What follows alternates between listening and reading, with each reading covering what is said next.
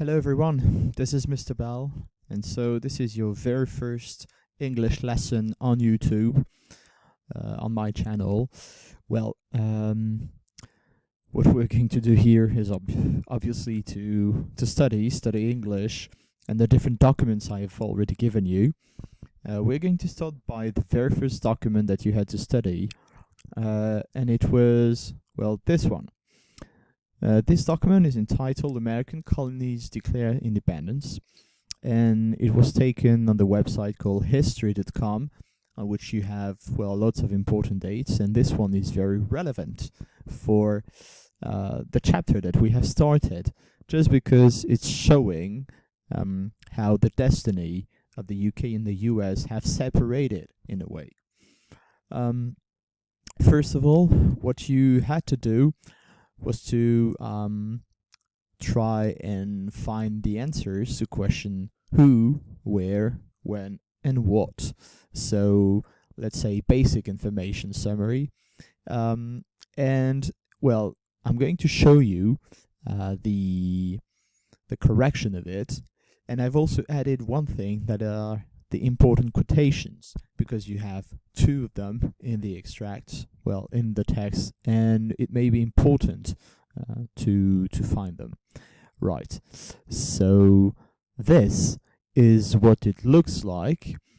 So you may just pause if you want and check if you have underlined or highlighted the good things, the right things. So everything here that you can find in blue refers to people or sometimes group of people or institutions. It is the reference, for example, to Continental Congress or Parliament. Then you have in green all the different places. Everything that is underlined, that is in bold type and still in black, refers to dimensions of time. So most of the time you have some dates.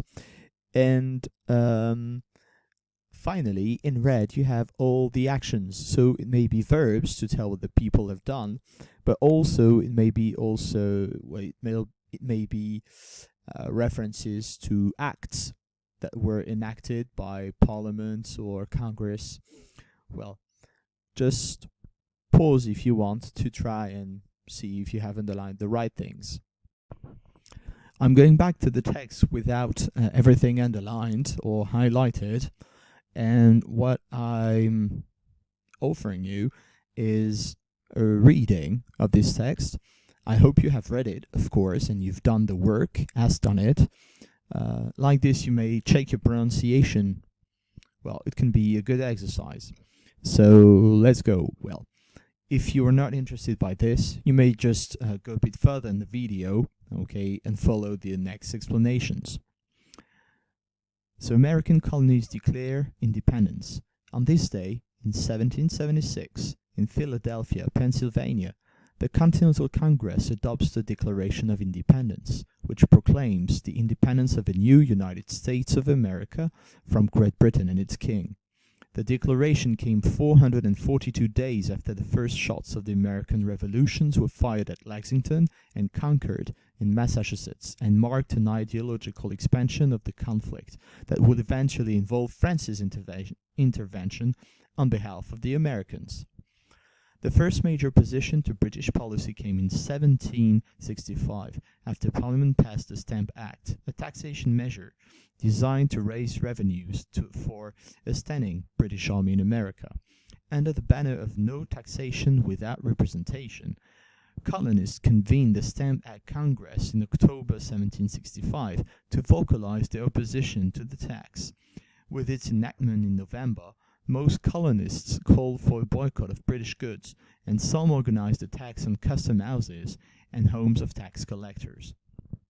After months of protests in the colonies, Parliament finally voted to repeal the Stamp Act in March 1766.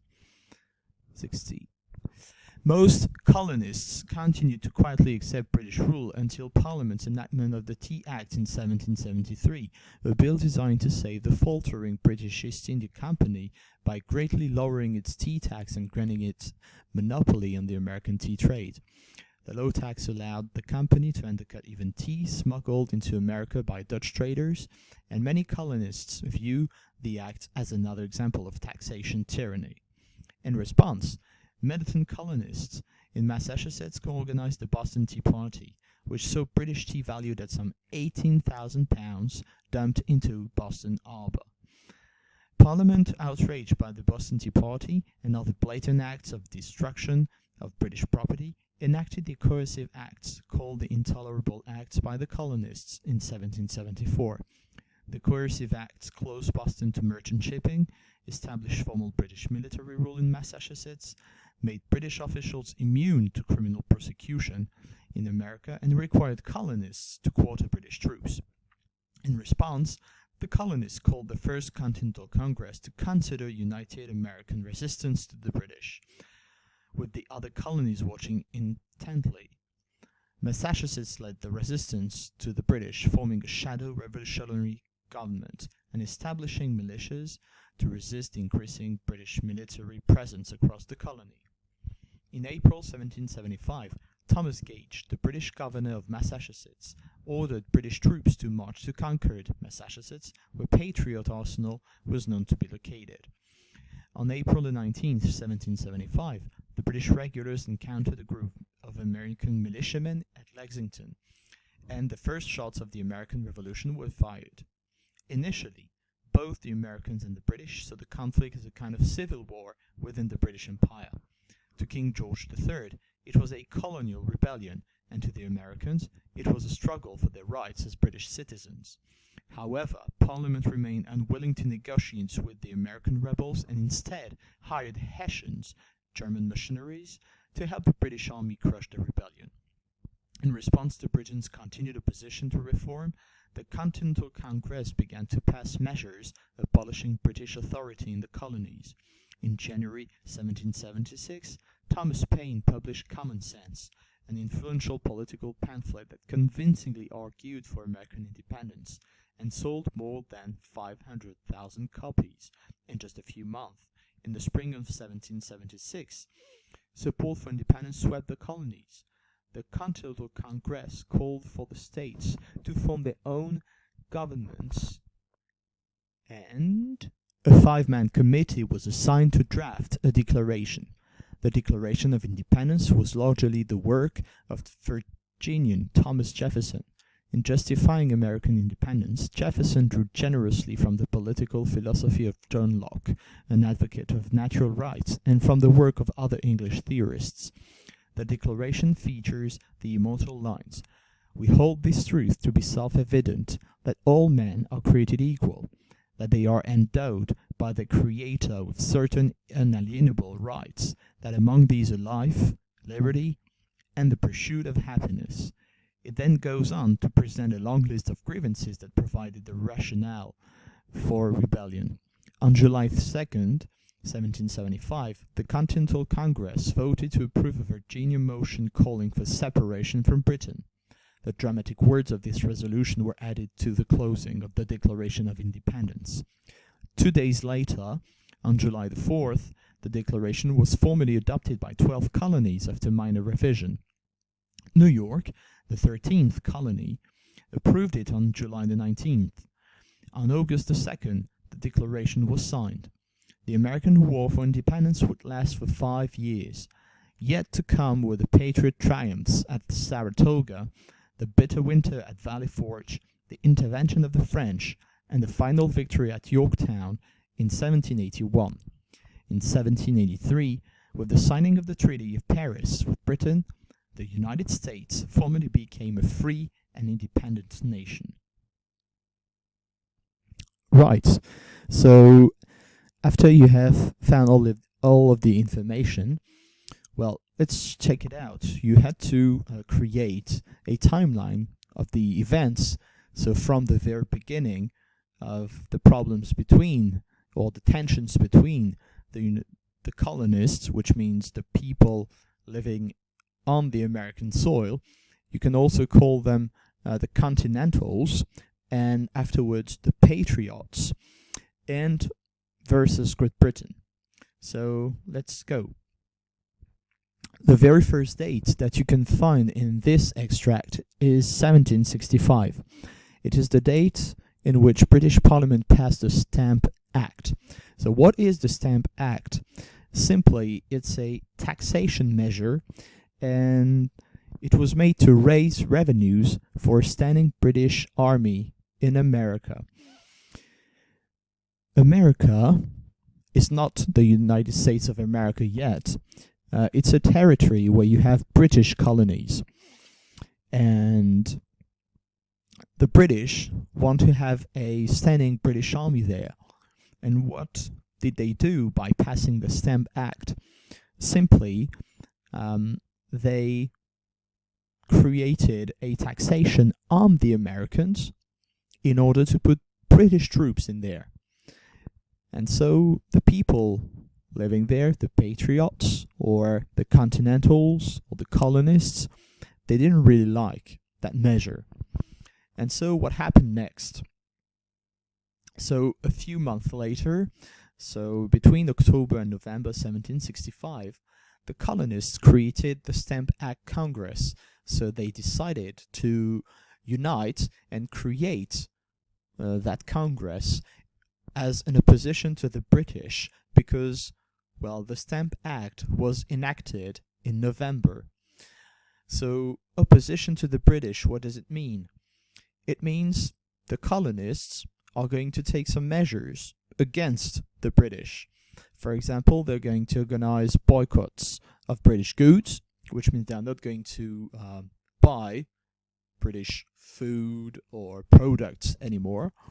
And they even organized attacks on British tax collectors' houses and also the custom houses, which means they targeted places showing, well, the power of taxation of the British over the Americans.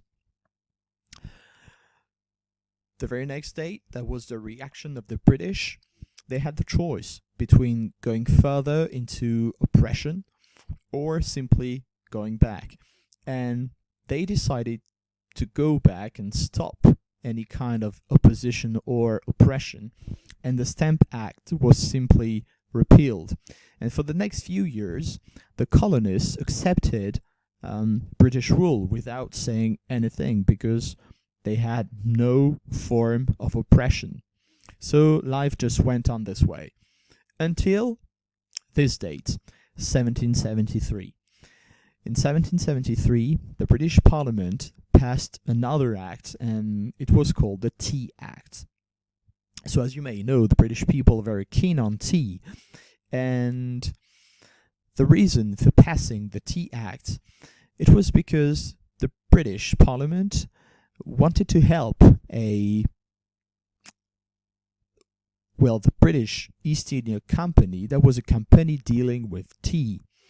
They had tremendous troubles, and to save that company, they decided to pass the Tea Act.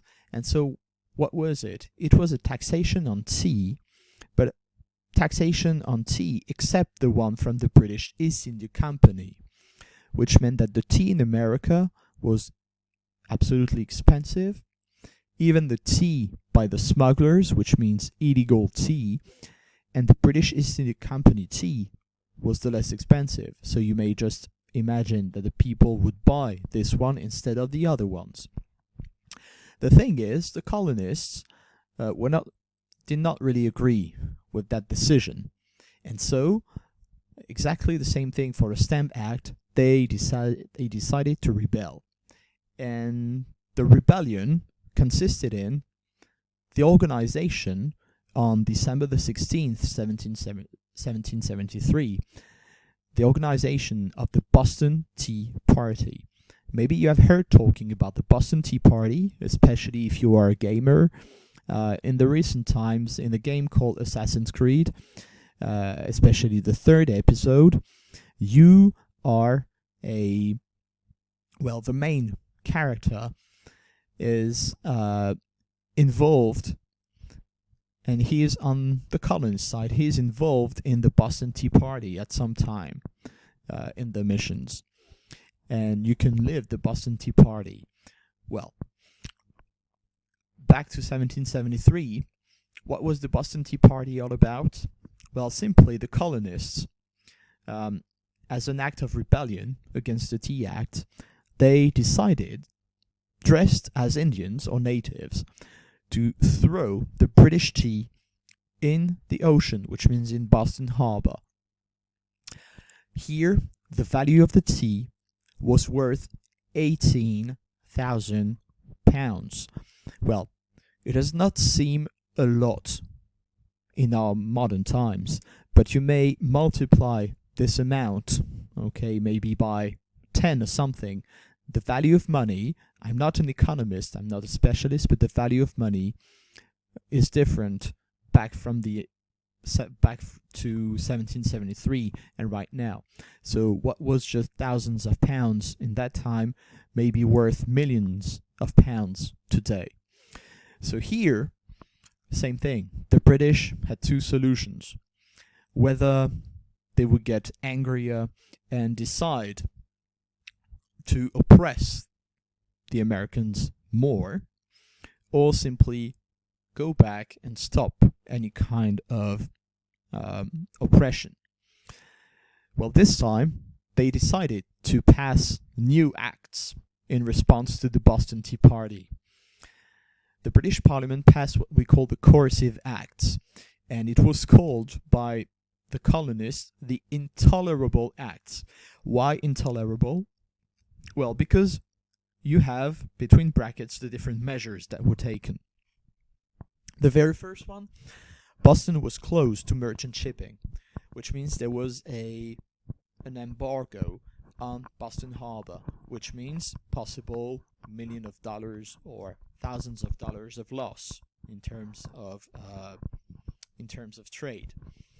Then, these coercive acts established a formal British military rule in Massachusetts. What does it mean?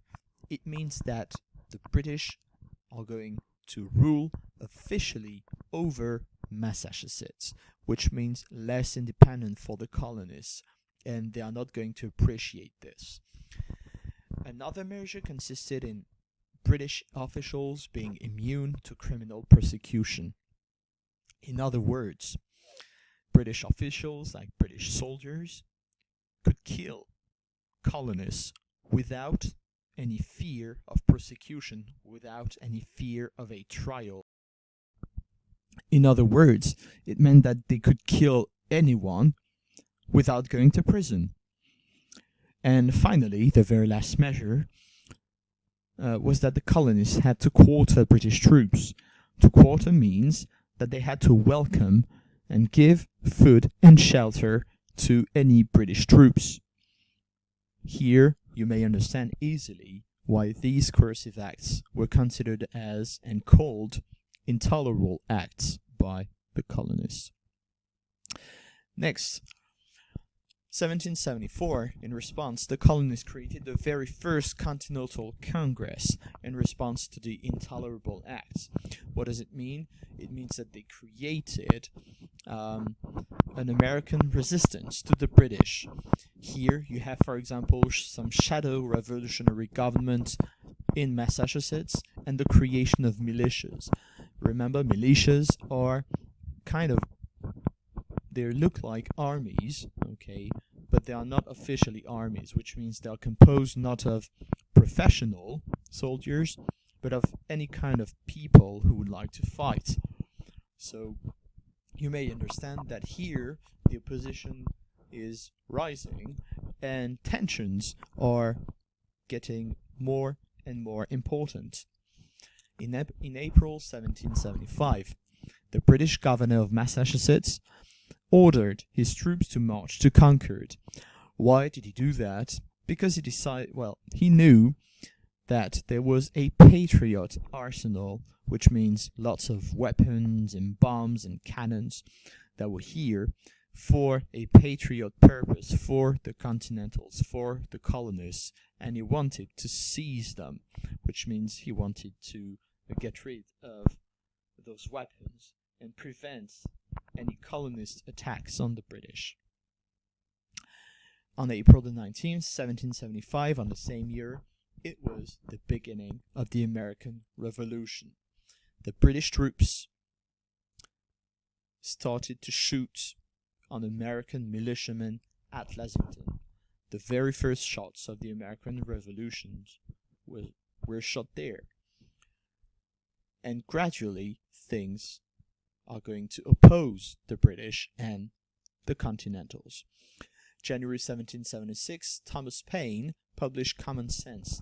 It is a pamphlet praising for American independence. It was really successful because it sold more than 500,000 copies, and it spread the idea to the colonists, to the Continentals, that the American independence from the British was now necessary. To show it was necessary, the Continental Congress in spring 1776 called for the states to form their own government. Here, the idea was to create self-government apart from the British decisions, the British Parliament's decisions, so that they could decide of their own fate. Here, the Declaration of Independence was on the draft, it was in the making, and this is mainly the work of Thomas Jefferson. He was not alone doing it, as he was a member of the Committee of Five, where you had John Adams, who would later become President of the United States, Benjamin Franklin, Thomas Jefferson, so himself, was going to be a President of the United States too, Robert Livingston, and also Roger Sherman. And later on July the 2nd, 1776, the Continental Congress approved Virginia's will to separate from Britain. The state of Virginia was the very first one to ask for separation with the British. And so you can easily imagine that the domino effect is going to happen, and that other states are going to decide for separation from Britain. On July the 4th, this is the most important date, 1776, the Declaration of Independence is formally adopted by 12 colonies in Philadelphia, Pennsylvania. This is an important date to remember, as it is America's national day that we call Independence Day. A few days later, July the 19th, 1776, New York, the 13th colony, approved the Declaration of Independence. So now that all the states have approved on the Declaration of Independence, the next thing is to sign it. And so August the 2nd, 1776 is the date when the Declaration of Independence was signed. This does not mean that the Americans were free, and that the United States of America were free and an independent nation. The thing is, they were at war with the British. And so this war lasted from 1776, so remember the very first shot at Concord and Lexington, until 1781. It lasted 5 years of war, and the colonists won the final victory at Yorktown with the help of the French. So you should not forget this, when in history, most of the time, when you have the English that are involved, you may be pretty sure that the French are going to be with the opponents of the British, and it's exactly the same thing in return. When you have the French in a conflict, you're pretty sure that the British are going to be their opponents, or with their opponents. And so here, a few years later, after 5 years of war, and 2 years after the end of the war, in 1783, there was the signing of the Treaty of Paris. It's only in 1783 that the United States have become a free and independent nation. So here it is pretty relevant to mention it, just to say that the history of the United States, which means the real United States officially is a free and independent nation, has only more than 230 years. This year, in 2020, it's gonna be the 237th anniversary of the creation of the United States of America, which is pretty short compared to most of our British or to our European countries' history, which lasts for more than centuries and millennium also. Right. So if you need to find anything, everything is on Pronote. You will have the lesson that's going to appear right there. So you don't need to copy it here on this video, but you have it on Pronote. You will also find the link for this video. Well, if you are right here, it means that you found it before, but you can watch it again and again. Here is something to watch if you want to see what the American War for Independence was. There's a pretty good film named The Patriots, and starring Mel Gibson as the main character. So like this, you will see what was the British rule over the colonists at that time, and you will see, well, the difference between the organized British army, they were professionals, and the Americans militiamen, and you can see also some French people in it. So I think this is a pretty good movie to watch. Well, if you have any kind of question, please write them down, and we'll try to prepare a virtual class all together if you have any kind of question on it. Well, the thing here is not to copy everything, all the correction. It is only to complete your notes if necessary, because I'm pretty sure that you've done the work, well, correctly and seriously. Well, thank you very much for watching. I hope you did understand everything. I hope my explanations were useful. And, well, take good care of yourself. Keep safe. Do not go out. This is forbidden. And, well, continue working. Keep up with the good work.